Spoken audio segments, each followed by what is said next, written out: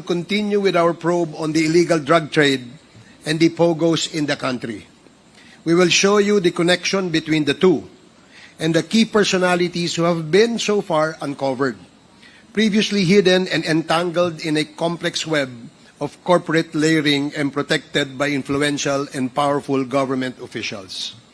In our last hearing on these topics, there were testimonies given that linked past high government officials in the drug smuggling of tons upon tons of illegal drugs via our ports and under the nose of the Bureau of Customs.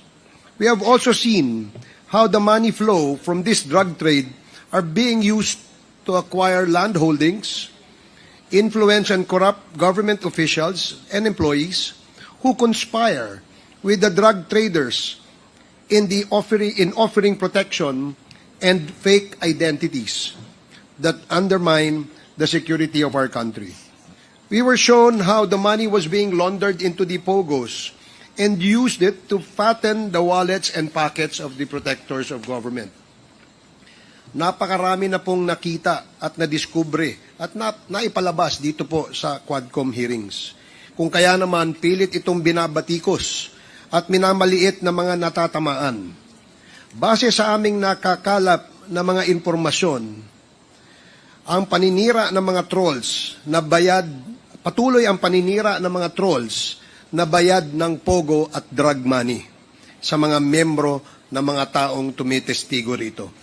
Katakataka na napakalaki ng puhunan na umiikot sa mga trolls na halatang inaalagaan ng mga nasasaktan sa mga bagay na nauungkat sa mga pandinig natin dito. Kabilang na marahil ang mga malalaking pangalan na nagpoprotekta sa mga iligal na droga at pogo. Mga kababayan, ang Quadcom ay binuo sa pamamagitan ng isang resolusyon na katha ni Senior Deputy Speaker Aurelio Dong Gonzales na siyang original din na nagpapaimbestiga ng 560 kilos na shabu na ipinuslit sa Subic Port at dinala sa kanyang nasasakupang distrito. Sa una ay iniimbestigahan ito ng dalawang Juris Drugs Committee at ang Public Accounts.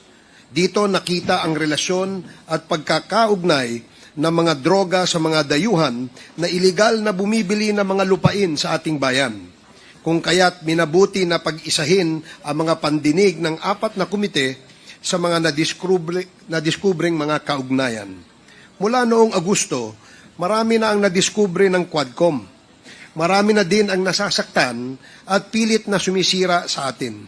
Subalit nais namin kayong garantihan na habang kami ay pinipilit na sirain upang makita at maisiwalat ang buong katotohanan. Hinihikayat pa namin ang mga tao na may nalalaman sa kalakaran ng illegal na droga na pumarito at isiwalat ang katotohanan kung sino-sino pa ang may mga kagagawan ng pagpapakalat ng illegal na droga sa ating bayan.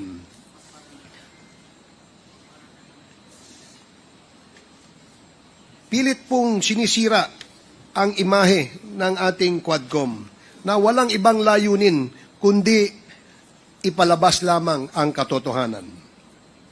Kung kaya't hinihikayat naming ang ating mga kababayan na humarap, magsalita at magbigay ng kanilang impormasyon na may kinalaman sa usaping tinatalakay namin dito.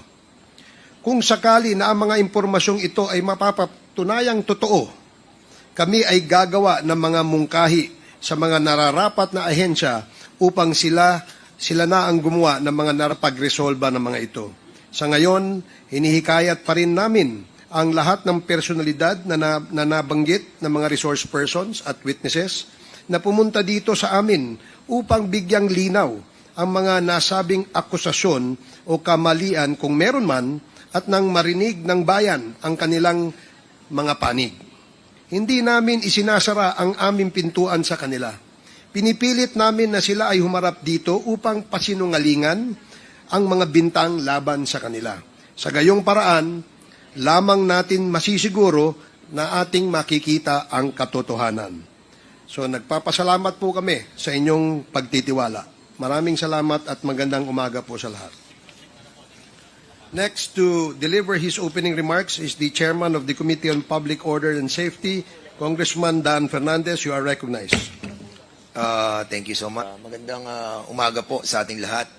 Today, as we continue the hearing about first the illegal drugs and then POGO, we will be discussing issues that pertain to the effort of the government on driving out illegal POGOs in the country. As we are about to end this year, as what had been promised by the President to stop all POGOs nationwide. Mahirap po ang trabaho ng Kongreso. Kundi po lahat tayo ay magtutulungan. Di lamang po ang PAOK, ang PNP, and other government agencies, ang ating pong mga LGUs ang magtutulungan dito.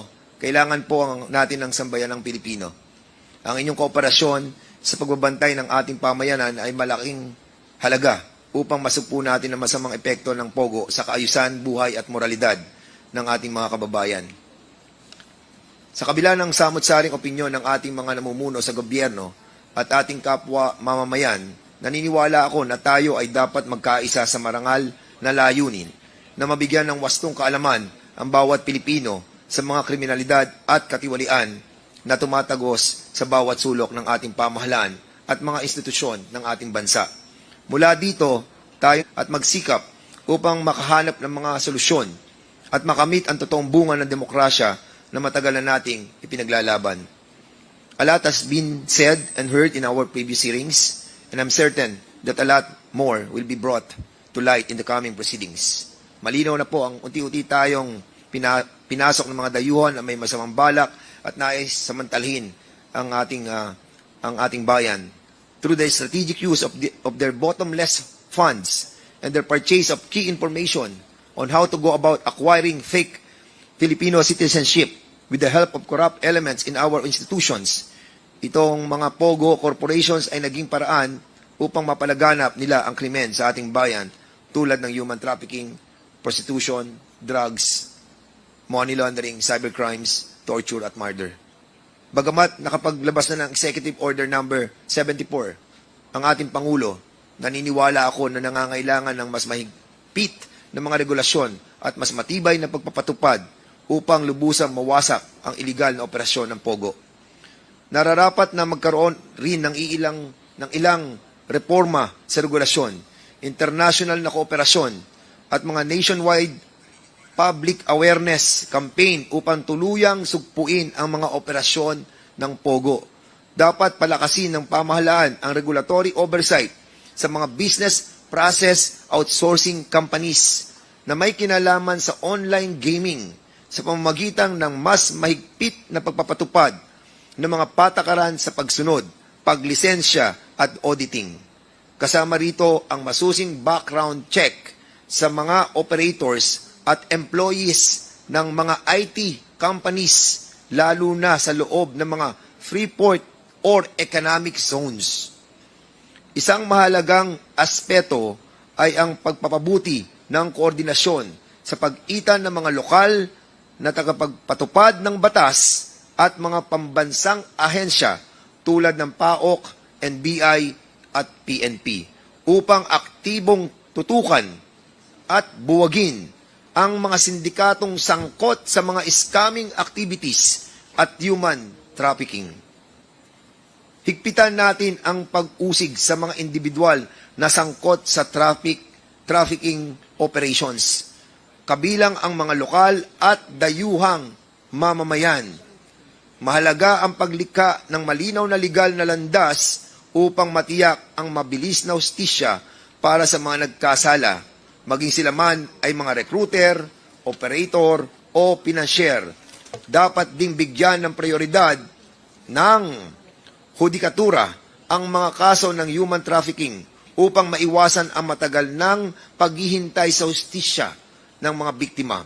Marami sa mga biktima ng human trafficking sa POGO ay mga dayuhan na dinala sa bansa gamit ang mga maling pangako. Dapat nating higpitan ang proseso ng pagbe-vet at pag-verify ng mga otoridad ng immigration para sa mga dayuhang manggagawa.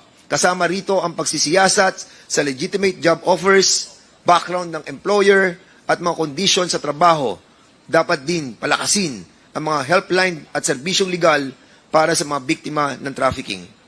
Kadalasang umaasa ang mga sindikato kaugnay ng POGO sa money laundering upang ilipat ang kanilang illegal na kita.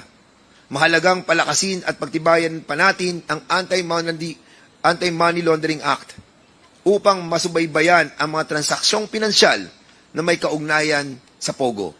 Dapat obligahin ang mga institusyong pinansyal na iulat ang mga kahinahinalang transaksyon na maaring may kaugnayan sa trafficking o kriminal na aktibidad.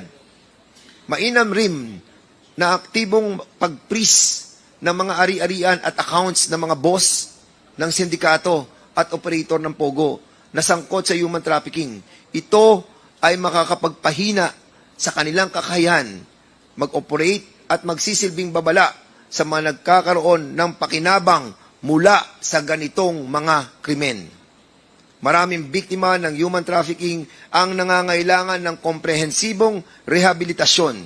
Dapat palawakin ng ating pamahalaan ang mga suporta nito para sa mga nasagip na individual, kabilang ang pagbibigay ng ligtas na tahanan, counseling, legal na tulong at mga programa sa reintegrasyon.